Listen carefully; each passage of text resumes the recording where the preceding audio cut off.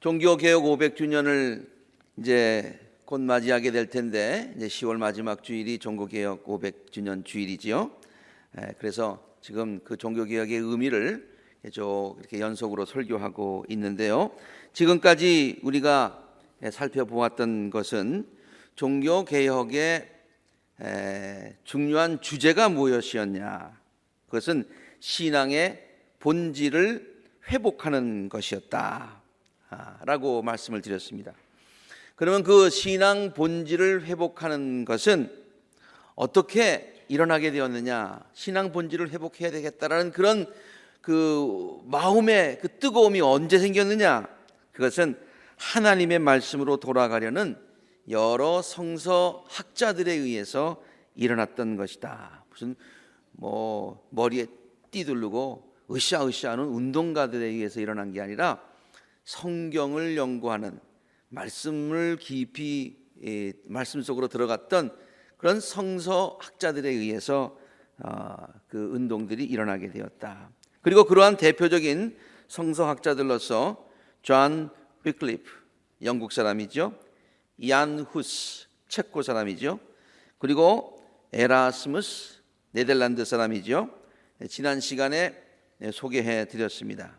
사실 지난 시간에 다 이어서 이제 오늘 소개하려는 루터까지 하려고 그랬습니다만은 시간 관계상 오늘 이제 계속해서 설교를 이어가도록 하겠습니다. 종교 개혁의 불씨가 일어났던 각 시대가 달랐다고 했어요. 위클리프는 루터 전 150년 전, 야노스는 100년 전, 에라스무는 거의 동시대의 사람이긴 하지만은 아무튼 시대도 달랐고 나라도 달랐었지만은 그 운동을 이끌었던 사람들은 새롭게 하나님의 말씀을 깨닫게 되었고, 그리고 그 깨달아진 하나님의 말씀이 그들의 심령을 불살랐고, 그리고 그 주위에 있는 그 주위를 불사르는 나름대로 크고 작은 종교 개혁의 불씨들을 일으켰다라는 말씀 전해드렸습니다. 오늘은 지난 설교에 이어서 실제로 종교 개혁의 불길을 유럽 전체에 번지게 하였던, 좀 더 정확히 얘기하면은 마틴 루터가 번지게 하였던 것이 아니라 마틴 루터를 통해서 성령이 번지게 하였죠. 바로 그때의 그 인물이 바로 마틴 루터였습니다. 그 마틴 루터에 대해서 살펴보려고 합니다. 그도 앞에서 소개하였던 종교 개혁가들처럼 하나님의 말씀을 연구하다가 하나님의 뜻을 깨닫게 되었고, 그 깨달은 말씀에 비추어서 종교 개혁 운동을 주도했던 성서학자였기 때문입니다. 제가 이번에 그 500주년 기념 종교 개혁을 준비하면서 여러 가지 그런 책들도 보고, 그리고 또 자료들도 많이 찾아보면서 이번에 새로 깨달은 것이 있었어요. 그동안 마틴 루터 그러면은 또 그동안의 종교 개혁가들은 상당한 열심을 가지고 용기를 가지고 무슨 운동을 일으킨 그런 사람으로 그렇게 이해를 했었어요, 솔직히. 그런데 이번에 말씀을 쭉 준비하면서 깨달은 것은 마틴 루터를 성서학자, 그 전에도 마찬가지고 성서를 연구한, 태어나서부터 사제가 된 이후에부터 그가 95개 조항을 1517년에 건 그때로부터 시작해서 그가 세상을 마칠 때까지 그가 한 일은 성서를 연구한 것뿐이었다. 그리고 그래서 그가 운동을 주도한 것이 아니라 그에게 깨달아진 그 말씀이 이 종교 개혁을 일으키게 되었다라고 하는 것을 발견하게 되었어요. 그래서 오늘도 마틴 루터라고 하는 인물을 그 성경을 연구했던, 그 아주 진지하게 연구했고 그 말씀을 붙들었던 사람이라고 하는 그런 관점에서 한번 그의 생을 소개하려고 합니다.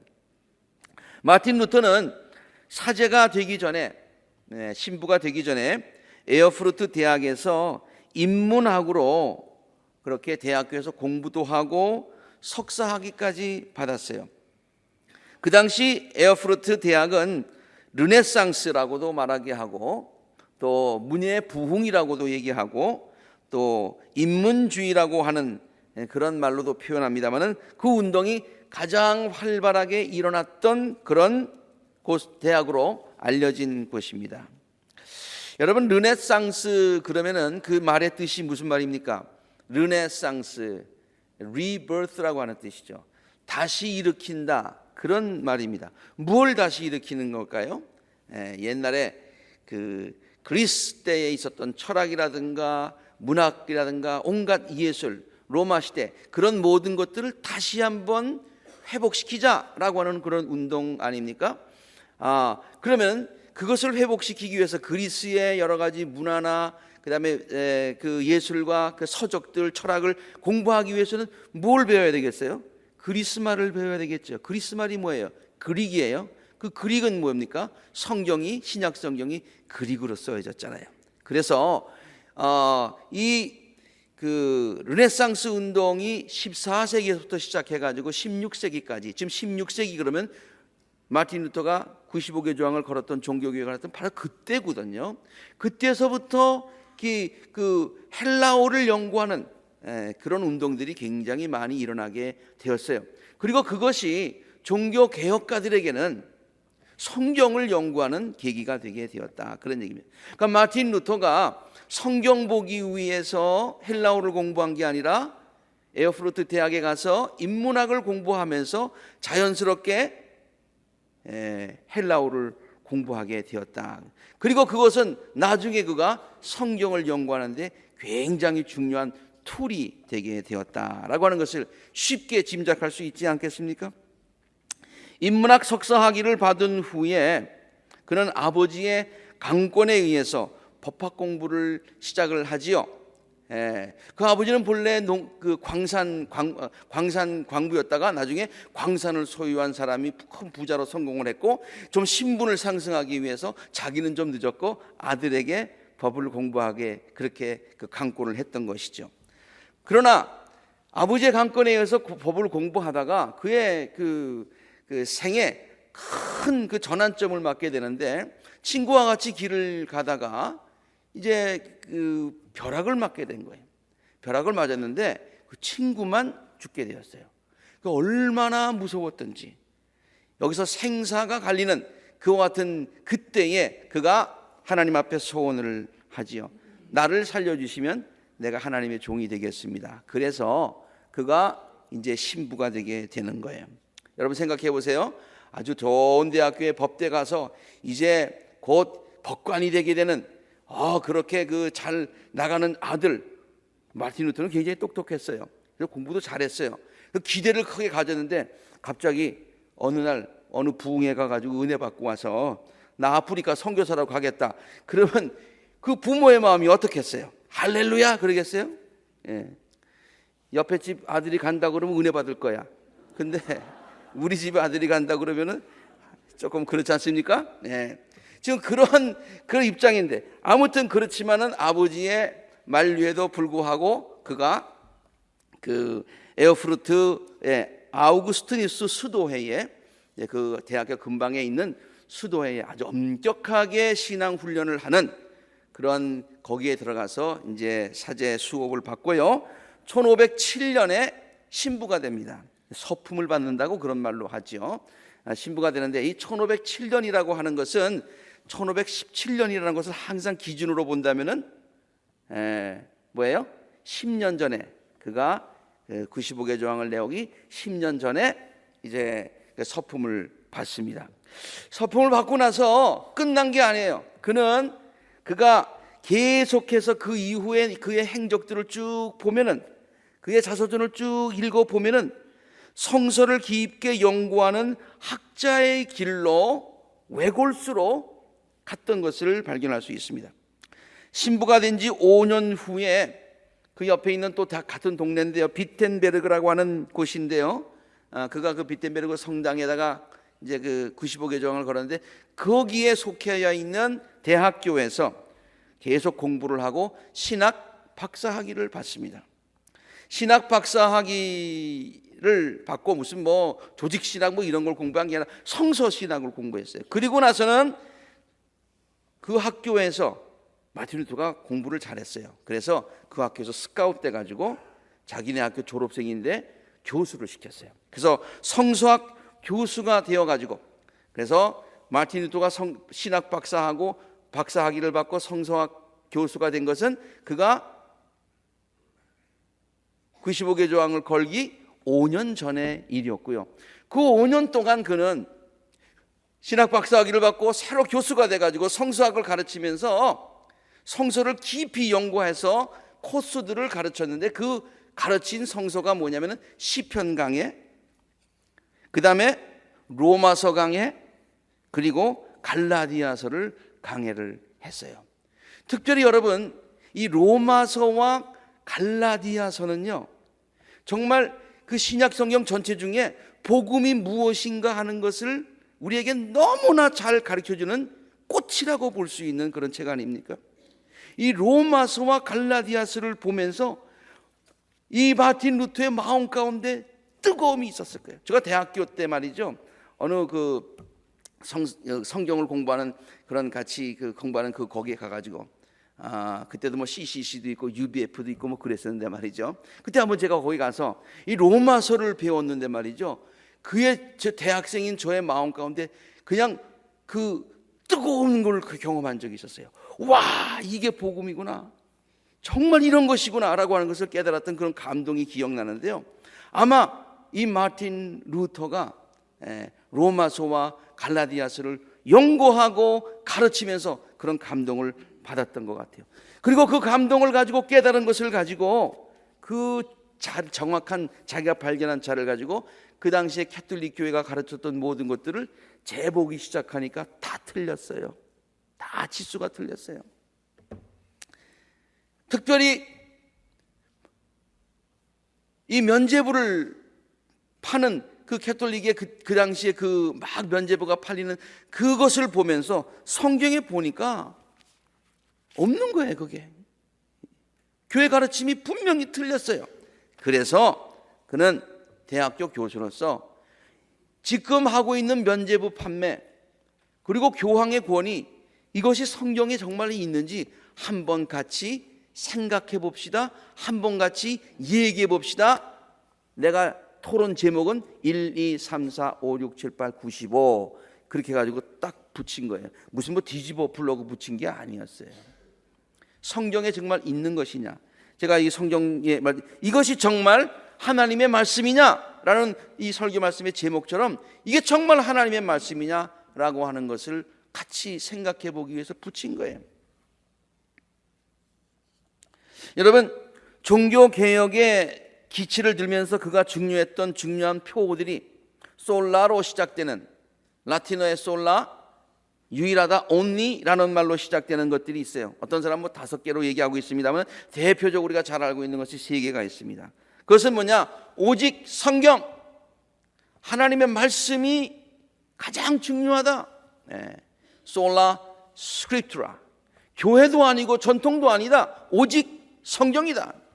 그리고 교회가 가르치는 것, 뭐 이것 해야 구원받고 저것 해야 구원받고 뭐 면죄부를 사야 구원받고, 그게 아니고 오직 은혜고 하나님의 은혜고 오직 하나님을 믿는 그 믿음이다.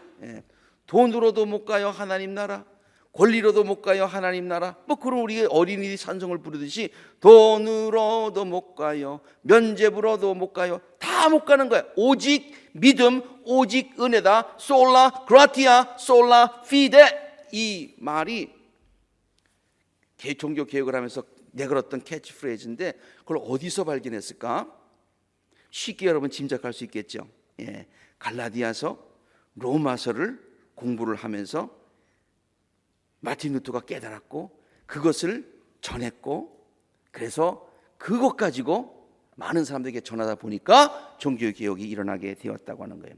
여러분, 솔라 피데, 이 말은 로마서와 나타나 있는 가장 중요한 말 아닙니까?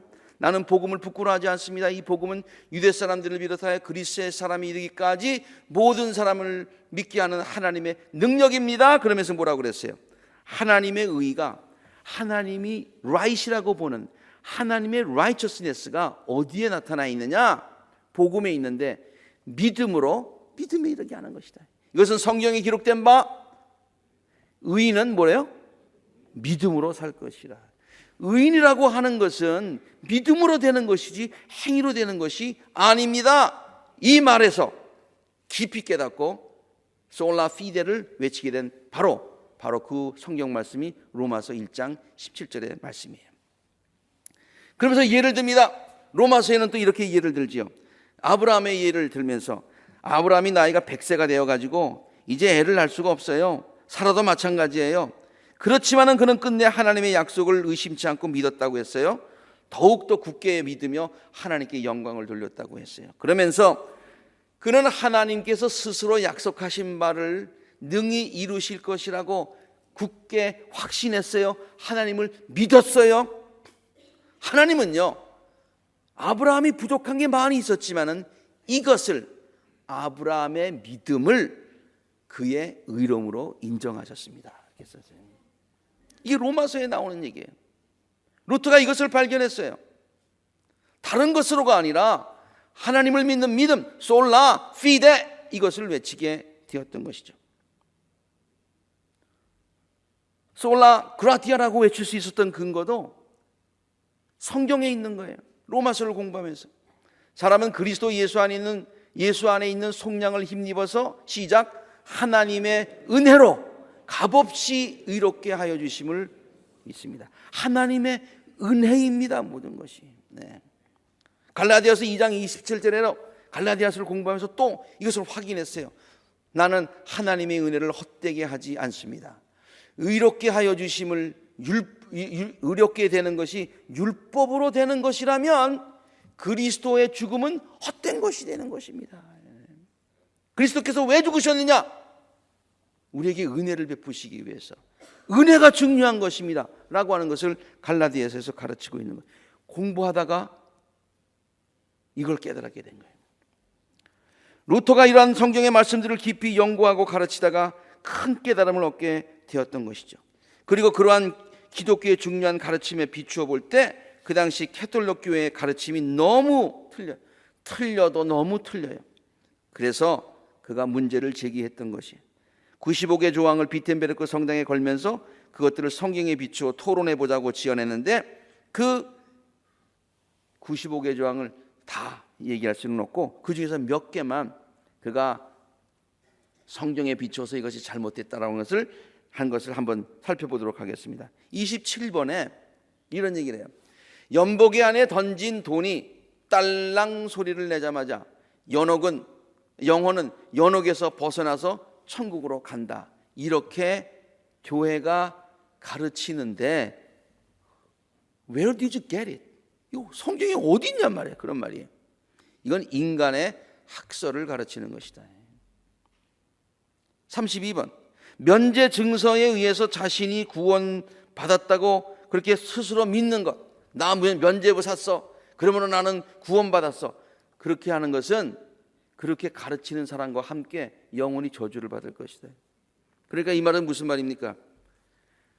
파신 분이나 사신 분이나 다 똑같다. 제가 강단이니까 이렇게 얘기하는 거예요. 사신 분이나 파신 분이나 사신 분이나 똑같다. 성경에는 어떻게 나와 있느냐? 어떠한 그리스도인이고 진심으로 자기 죄에 대해서 뉘우치고 회개하는 사람은 면제 증세에 상관없이 형벌과 재책에서 완전히 사함을 받는다. 면제부하고는 아무 관계가 없대. 성경에 있지도 않대. 가난한 사람을 보고도 못 본 채 지나가 버리면서 성경 말씀을 읽고도 행하지도 않으면서 면제를 위해서 돈을 바치는 사람, 그리고 구원받았다고 착각하는 사람, 그러면 교황의 면제가 아니라 오히려 하나님의 진노를 사는 것임을 알아야 된다. 면제 증서로 구원을 받는 것을 확신하는 것은 헛된 것이다. 비록 판매 위탁자가 아니 교황 자신이 자신의 영혼을 걸고 보증한다 하더라도 그 가르침은 틀린 것이다. 교황이 말이죠. 내 영혼을 걸고 하니까 살아. 교황이 영혼까지 걸었으니 질릴 거야. No way. 그렇지 않다는 얘기예요. 68번 면죄부보다 더 중요한 성경의 가르침은 하나님의 은총과 십자가를 통한 보혈의 은총, 은혜다 라고 하는 것을 가르칩니다. 성경에 나와 있는 것이다. 루터는요, 그 후에도 성경 연구를 쉬지 않습니다. 그의 양력을 쭉 보면요, 이렇게 95개 조항을 걸고 그것이 그냥 사회에 막 파문이 일어나고 뭐 그냥 그 굉장한 그런 무브먼트가 일어나고, 그때에도 그는 성경을 연구를 쉬지 않았어요. 그리고 그가 깨달은 성경의 진리를 계속 가르칩니다. 계속해서 대학교의 성경 교수로서 1517년부터 1518년 사이에는 히브리서를 강의하고 1519년서부터 21년까지는 2차 시편 강해를 하고, 이렇게 성경을 자꾸만 강해하니까 거기서 성경을 배운 사람들이 성경에 그런 말씀이 있어? 와, 그동안 우리가 잘못 알았네?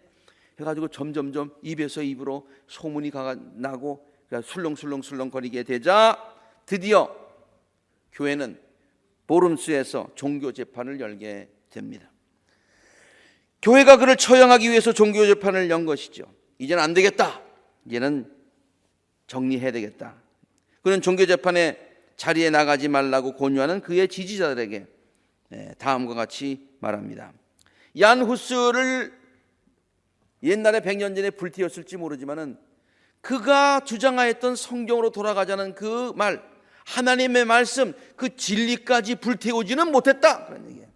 진리까지 불태우지는 못했다. 지붕의 귀화만큼이나 많은 악마들이, 유럽의 집들 가보면 그렇게 주홍색 기와들이 많이 있죠. 그래서 산 쪽에서 올라가면 굉장히 아름답습니다. 그 기와만큼이나 악마들이 많이 있다고 하더라도 그 보름스에 내가 가겠어. 보름스는 독일 말인데요, 그걸 스펠링으로 쓰면 WORMS 그렇게 씁니다. 영어로 읽으면 worms가 돼. worms는 뭡니까? 벌레들이죠. 야, 이거 뭐 그렇게 지은가는 아니겠습니다만은, 그렇게 그냥 그 보름스가 악마의 벌레로 그 기와지붕처럼 많게 그렇게 많이 있다 하더라도 나는 그 안으로 들어가겠다. 내가 용기가 있어서가 아니에요. 내가 무슨 뭐 대단해서가 아니에요. 나는 하나님의 말씀을 믿기 때문이다. 진리가 이길 것이다 라는 확신이 있었어요. 자, 보름스 종교재판이 1521년에 일어났거든요. 그러니까 17년으로 따지면 4년 후에 종교재판을 받게 됐고요. 그리고 나서 이제 나중에 뭐 이렇게 피신하고 그래서 이제 나중에 마틴 루터가 다시 돌아와서 활동을 합니다만은 1529년, 그러니까 보름스 종교회의를 끝나고 8년 지난 거예요. 그때 자기가 보름스 종교회의에 갔을 때 자기의 그 심정, 그 비장함, 그것을 생생하게 기억하면서 직접 작사하고 작곡한 곡이 있어요. 그것이 바로 내 주는 강한 성이요 방패와 병기 되시니, 이 찬송이에요. 어떤 분들은 마틴 루터가 보름스 가기 전에 이 찬송 작곡해서 부르고 갔다 그렇게 가르치는데 그건 아니에요. 보름스 종교회는 21년, 이 찬송가 작곡은 여러분 찬송가 찾아보시면 알지만 29년 작사 작곡 그렇게 돼 있어요. 그 보름스로 향할 때, 발걸음을 향할 때 가졌던 그 비장한 마음, 말씀에 대한 확신, 말씀에 대한 확신이 있었다는 거예요. 큰 환난에서 우리를 구하여 내실 것이다. 옛 원수 마귀는 이때도 힘을 써서 모략과 권세로 무기를 삼으니 천하에 누가 당하랴. 이렇게 어려운 상황이라는 거예요. 그런데 내 힘만 의지하고는 패할 수밖에 없는데, 힘 있는 장수 나와서 날 대신하여 싸워주는데 그 장수가 누구냐? 예수 그리스도시다. 그러므로 나는 반드시 이길 것이다. 특별히 3절의 가사는요, 하나님의 말씀만이 진리이고 그 진리를 굳게 붙들고 반드시 승리할 것이라고 하는 그의 굳센 믿음이 잘 나타나 있습니다. 이 땅에 마귀 들끓어, worms, 벌레들이 마귀들이 기아장들처럼 많이 우리를 삼키려 하나 겁내지 말고 섰거라 진리로 이기리로다. 마틴 루터는요 본래 겁장이었어요. 내가 한 얘기가 아니라 자서전 사람들이 다 그렇게 얘기를 해요. 천둥 번개 벼락 맞고 친구가 죽고서 나중에 헌신해서 결심해서 사제가 됐습니다만 사제가 된 게 하나님이 나를 불러가지고 내가 주의 종이 되겠다고 그런 동기보다도 안 되면 죽을까 봐 됐대요. 겁나서 사제가 됐대요. 그게 겁쟁이였어요. 그런데 말씀 가지고 이긴다. 내 용기 가지고 이기는 것이 아니라 말씀이 진리가 이기리로다. 친척과 재물과 명예와 생명 다 빼앗긴데도 다 빼앗긴 진리는 살아서 그 나라 영원하리라. 아멘. 그를 재판하는 교회 지도자들은요 그에게 그가 주장했던 모든 것들을 철회하라. 당장 죽이고 싶지만은 이 다음 시간에 이제 제가 설교하겠습니다만은 막 죽일 수 없는 분위기예요. 왜? 모든 사람들이 루터 하는 그런 분위기가 많이 있었어요. 루터를 죽이면은 밀란이 일어날 것 같아. 그래가지고 죽이지는 못하는데 겁을 주는 거죠. 너 철회하면 살려줄게. 그러나 하나님의 말씀만이 진리임을 굳게 믿고 끝까지 불의와 타협하지 않습니다. 그때 그 보름수의 재판이 얼마나 많은 사람들의 관심이 있었는지 요새 말로 얘기하면 TV 생중계가 다 유럽 전체에 된 거예요. 네? 모든 사람들이 여러분 그 영화 마틴 루터를 그린 영화를 보면은요 보름수에 들어가지 그 재판장에 들어가 있는 사람들도 마음을 졸이고 있고 밖에 있는 사람들도 마음을 졸이고 있는 그것이 뭐냐면 루터가 말을 바꾸면 어떡하나. 지금 이만큼 분위기가 됐는데 루터가 내가 그동안 했던 건 모두 다 거짓이요 나는 철회하겠어 그러면 그를 따랐던 운동가들이 전부 다 실망할 거 아니야. 루터 편하지 않게 해주십시오. 하나님 앞에 기도하는 그 모습을 여러분 영화에서 보실 거예요. 지금 분위기가 그런 분위기입니다.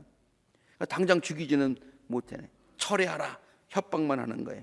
그때 마지막으로 자기에게 발언에 주어질 기회가 생겼습니다. 그러자 그는 다음과 같은 말을 모든 사람들 앞에서 담대하게 합니다. 모든 사람들이 귀를 기울이고 있는데 내 주장이 성서적으로나 논리적으로나 틀렸다는 것이 확실하게 증명되지 않는 한 내가 이 성서에 있는 말씀 가지고 그대로 했는데 이것이 틀렸다라고 하는 것을 성경에서 한번 증명해 봐라요.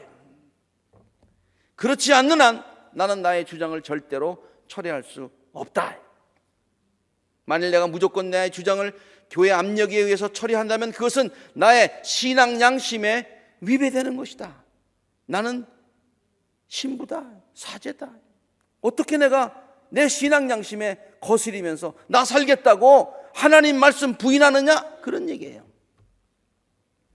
그러면서 유명한 얘기를 하죠. Here I stand.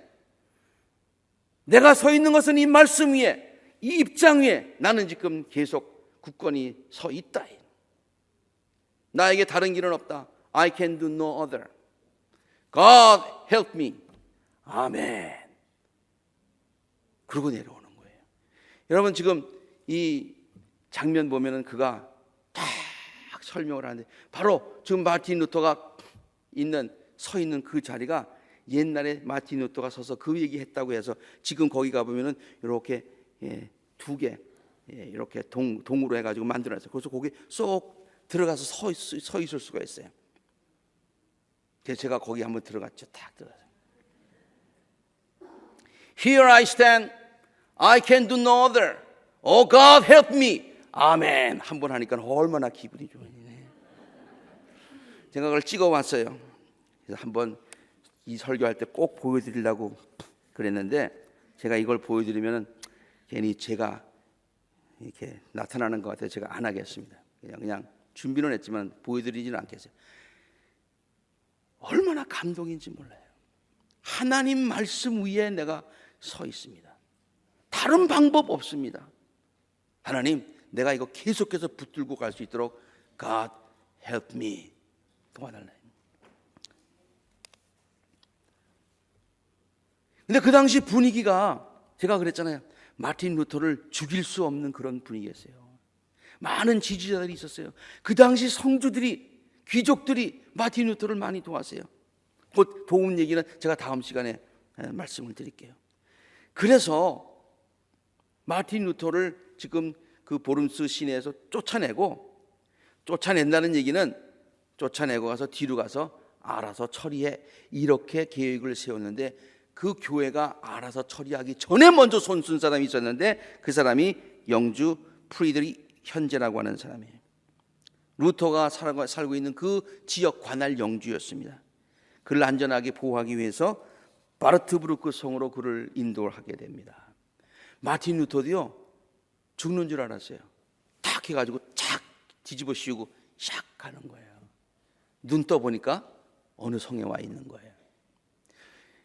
저 성에 가보니까 저는 그냥 성이 뭐 이렇게 있으면서 거기서 활 쏘고 무슨 뭐 이렇게 있는 곳인 줄 알았는데 말이죠. 저 안에 들어가 보니까 없는 것 빼고 다 있더라고요. 다 있어요. 연회장도 있고 큰 촛불도 있고 방방에 그냥 없는 게 없는 거예요. 와, 옛날 성주들이 이렇게 화려하게 살았구나.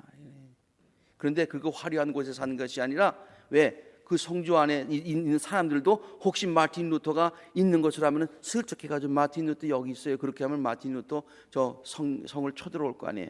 그래서 아무도 모르는 구석방에다가 놨어요. 조론방이었어요. 조론방이었어요. 하여튼 구석에 있더라고요. 구석에. 구석에. 거기에서 10개월 동안 숨어 지냅니다. 하나님께서 싫어하시나 보다. 사태가 마무리될 때까지 좀 쉬자. 그게 아니었어요. 그는 이 안에서 숨어 지내면서 건강이 또 안 좋았어요. 마틴 루터가. 자서전을 쓴 사람은 그가 걸어다니는 병원이었대요. 온갖 병을 다 가지고 있었어요. 그럼에도 불구하고 여기에서 10개월 숨어 지내면서요, 뭘 했느냐? 성경을 번역하기 시작했어요. 제가 지난 시간에 에라스무스가 쓴 히라보 신학 성경이 있었다고 그랬죠. 에라스무스가 아주 그릭 말의 천재라고 그랬어요. 그래서 그가 히라보로 신학 성경을 이제 다 번역을 했는데, 그 성경 가지고 그것을 독일말로 바꾸는 번역을 했는데 얼마 만에 했느냐? 11주 만에 했어요. 몇 달 동안 거기 갇혀 있었어요? 10주 동안. 근데 10달 동안. 그런데 성경 번역을 얼마 동안? 11주. 11주면 뭐예요? 2달 조금 더 거의 석 달 안에 그 성경을 번역한 거예요. 성경 읽은 거 아니라니까요. 성경 그냥 베낀 거 아니라니까요. 번역한 거예요. 번역. 뭐 여기 설교는 없습니다만 좀 주변 얘기를 하면은요, 그 당시 독일이라고 하는 것이 무슨 이렇게 한 왕조에 의해서 딱 통일된 데가 각 영주들이 각 지방을 다스리고 있었고요. 그리고 그렇게 분산되어 있었기 때문에 언어도 같은 게르만족이라도 언어가 많이 달랐어요. 근데 마틴 루터가 그 모든 언어들을 다 해가지고 가능하면 모든 사람들이 쉽게 할 수 있는 그런 로컬 말로, 방언으로 다, 그리고 아름다운 독일어로 다 번역을 했어요. 그래서 그것이 독일말의 표준이 됐어요. 그 말이 통일이 되니까 독일이 통일하게 된 거예요. 지금요, 독일에 가보면 무슨 뭐 종교 개혁의 아버지 이런 의미보다도 거의 국부야, 국부. 세종대왕보다도 더 칭송을 받는 사람이 됐어요. 자, 마틴 루터가 이렇게 11주 만에 신약 성경을 번역을 했어요. 여러분이 생각할 때 그 번역한 건 누가 읽나? 근데 하나님께서 또 합파해서 손을 이신다고 이미 100년 전에 구텐베르그를 통해서 인쇄술을 발달하게 해가지고 그 당시 때쯤 되면은 인쇄술이 상당히 발전되어 있었다고 제가 첫 번에 말씀을 드렸잖아요. 그래서 이 마틴 루터가 번역한 이 성경이요, 출판이 되기 시작합니다. 맨 처음에는 3,000부를 찍었어요. 요새도요, 여러분 책을 찍으면 대개 한 번에 3,000부 정도 찍더라고요. 예. 그래야 고게 팔려야 뭐 브레이크 이븐 선이 뭐 된대나 그래요. 예. 근데 그 3,000부 팔리는 게 굉장히 힘들대요. 예. 3,000부 찍으면 식구들 몇 선 사고 안 산대 다들. 예. 그런데 3,000부를 찍었는데요, 단 몇 주 만에 싹 팔려나갔어요. 쌌겠어요? 비쌌겠어요? 굉장히 비싼 책이었었어요. 굉장히 비싼 책. 물론 인쇄가 돼서 나오는, 옛날에 손으로 쓴 건 아니었습니다만은 그래도 스틸 비싼데 그게 그냥 막 그렇게 팔려나갔어요. 그런 거 보면은 그 당시에 벌써 말씀으로 돌아가자는 그 운동이 얼마나 유럽 전체에 쫙 확산되어 있었던 분위기였는가를 쉽게 짐작할 수 있겠지요. 이 루터의 9월 성서는 9월에 이제 판매됐기 때문에 9월 성서라는 별명이 붙었는데, 새로운 기록을 계속해서 갱신합니다. 그 다음에 초판이 나왔는데 그 다음에는 12판이 나왔어요. 10년간 85판이 나왔어요. 이게 어느 정도냐? 15년간 20만 부가 팔렸어요. 20만 부. 전혀 놀라시는 기색이 없어요. 여러분, 옛날에 20만 부가 팔렸다는 얘기는요, 그리고 그렇게 싸지도 않은 책이 팔렸다는 얘기는 이거는 정말로 엄청난 얘기예요. 정말 엄청난 얘기예요. 지난 주일에 말씀드린 것처럼 루터도 다른 종교 개혁가들처럼 올바른 자를, 하나님의 말씀의 캐논, 그 자를 많은 사람들에게 보급하려는 노력을 하였고, 이것은 말씀 회복의 물결이 종교 개혁의 원동력이 되었음을 다시 한번 보여주는 귀한 증거라고 볼 수가 있습니다. 자, 바르트부르크에서 1년 동안 숨어 지내던 마틴 루터가 이제 다시 비텐베르크로 돌아옵니다. 자기가 가르치던 학교로 오는 거죠. 많은 지지자들도 있고, 이제는 뭐 그렇다고 해서 종교 개혁이 이만큼 이제 됐으니까 이제는 성주들을 찾아다니면서, 왕들을 찾아다니면서 이제는 우리 편이 되어 주시오, 뭐 이렇게 정치했던 것 아니에요. 그가 했던 것은 오직 성서 연구뿐이었어요. 그가 그 이후에 했던 것들을 한번 그의 자서전에서 뭐 그의 양력을 한번 제가 추려봤습니다. 9월 성서 출판, 신명기 강해, 소예언서 강해, 전도서 강해, 요한일서, 디도서, 빌레몬서 강의, 디모데 전서 강의, 이사야서 강의, 아가서 강의, 3차 시편 강의, 그리고 나서는 1534년에는 독일어, 아까는 신약만 나왔는데 구약까지 성서를 출판을 하고, 그리고 창세기를 강의했는데 창세기는 그의 죽기 전 1년 전까지 강의한 거예요. 죽기 1년 전까지 연구하고 가르치고 말씀을 회복하고 말씀을 가르치고 이것만 했다는 거예요.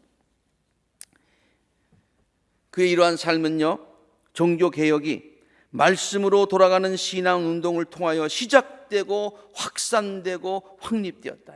시작되고 확산되고 확립되었다라는 것을 보여주는 것입니다. 지난 주일에도 말씀드렸듯이 종교개혁 혹은 신앙개혁의 불시여 원동력은 말씀으로 돌아가는 것입니다.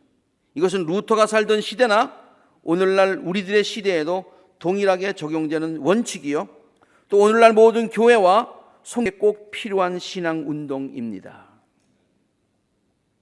말씀으로 돌아가자. 옛날 거는 뭐 이해가 되겠어요. 근데 오늘날도 왜 똑같은 표를 가져야 됩니까? 이유가 있어요. 왜냐하면 중세 암흑 시대에는요, 하나님의 말씀이 일반 성도들에게 감추어져 있었고, 또 교회의 전통이나 권위에 의해서 잘못 해석되었기 때문에 말씀을 회복하는 운동이 글자 그대로 필요했었습니다. 이게 중요한 얘기니까 잘 들으세요. 그런데 오늘날에는 누구나 말씀을 쉽게 접할 수 있기는 합니다. 그러나 동일한 말씀 회복 운동이 필요한 거예요. 왜냐? 너무 많은 사람들이 제각기 말씀에 대한 해석을 자기 나름대로 하고 있기 때문이에요. 그래서 이단이 나오기도 합니다. 성경을 엉뚱하게 해석하는 거예요. 누구 마음대로 해석해요? 자기 마음대로 해석해요. 내 마음대로 해석해요. 그 복음서를 가르쳐서 뭐라고 그래요? 자가 복음? 네가 복음? 내가 복음. 내가 복음. 누가복음, 마태복음이 아니라 내가복음. 이게 너무 많은 거예요. 성경을 제대로 해석해야 돼요. 하나님의 말씀이 본래 무슨 뜻인지 알아야 돼요. 그래야 건강한 신앙생활을 할 수 있는 거예요. 그렇지 않으면 신앙이 잘못되기 쉬워요. 하나 예를 들까요? 신천지에서 가르치는 게 있어요. 그게 뭐냐면은 14만 4천 명 하나님께서 이게 딱 구별했다는 거죠. 그래서 그 14만 4천 명에 빨리 들어가지 않으면은 큰일 난다는 거예요. 빨리 들어와라. 아주 지금 티켓 몇 자리 안 남았어. 빨리 들어와. 이렇게 유혹을 해요. 선택되고 선택된 사람들만이 14만에 들어오는 거예요. 다른 사람들 다 멸망해. 그런데요, 14만 4천 명을 가르치는 요한계시록 7장을 보면은요, 여기 이런 말씀이 있어요. 내가 보니까 14만 4천 명이 있는데 이마에 도장을 받았는데요, 각 지파에서 나온 사람인데 도장 찍힌 사람이 유다 지파에서 1만 2천 명, 루벤 지파에서 1만 2천 명, 각 지파에서 다 1만 2천 명이니까 1만 2천 명 곱하기 12를 지파하면 몇이야? 그게 14만 4천이에요. 근데요, 이 말씀은요, 14만 4천 이외에는 안 받는다는 얘기가 아니라요, 이때 당시에 사도 요한이 그 환상을 봤을 때는 그 예수님 요한입니까? 그때는 벌써 남한국 북한국이 갈려져서 그 많은 지파들이 다 사마리아인이 되고, 예? 그래가지고 그 지파들이 다 없어졌어요. 예? 그런데 사도 요한은 뭐를 얘기하냐면은 그 없어졌다고 생각하는 그 지파에서도 12,000명씩을 똑같이 하나님께서 부르신다는 얘기예요. 그러니까 하나님은 잃어버린 지파, 잃어버린 사람들까지 누구나 다 하나님의 백성으로 삼으시려는 하나님의 뜻이 있다. 이런 뜻이지. 14만 4천 이외에는 못 들어온다. 그런 뜻이 아니에요. 뒤집어 생각하면 안 돼요. 하나님의 말씀을 그러므로 제대로 파악을 해야 되는 거예요. 제가 그 신천지의 가르침 유튜브에 나와 있는 거 지금 동영상 준비했습니다만은 시간상 제가 틀어드리지는 않게 잘못된 가르침이에요.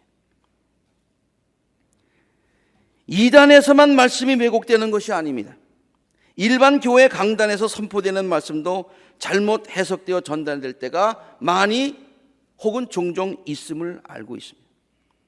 각자 성도가 성경을 읽으며 말씀 묵상하는 것 좋습니다. 큐티하지 말라는 것 아닙니다. 그러나 본래의 뜻과는 전혀 엉뚱한 해석을 하고 그것을 자신의 삶에 적용하는 경우가 굉장히 많음을 봅니다.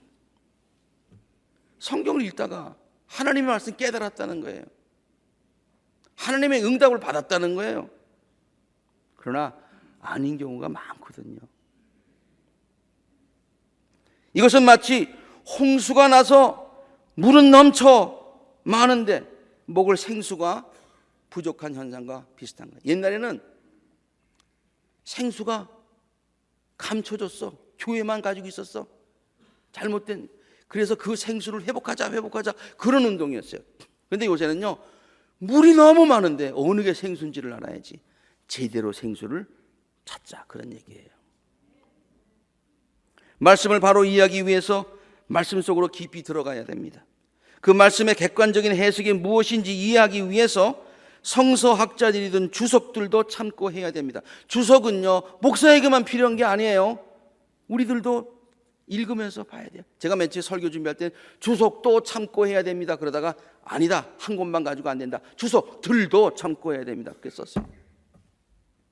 그리고 지금 나에게 하시는 말씀은 하나님의 말씀하시는 하나님의 음성에 귀를 기울여야 되는 거예요. 오늘날 우리들과 교회를 향하신 하나님의 말씀이 무엇인지 바로 깨달아 알고 그 말씀에 순종하는 우리 모두가 되어야 될 줄로 믿습니다.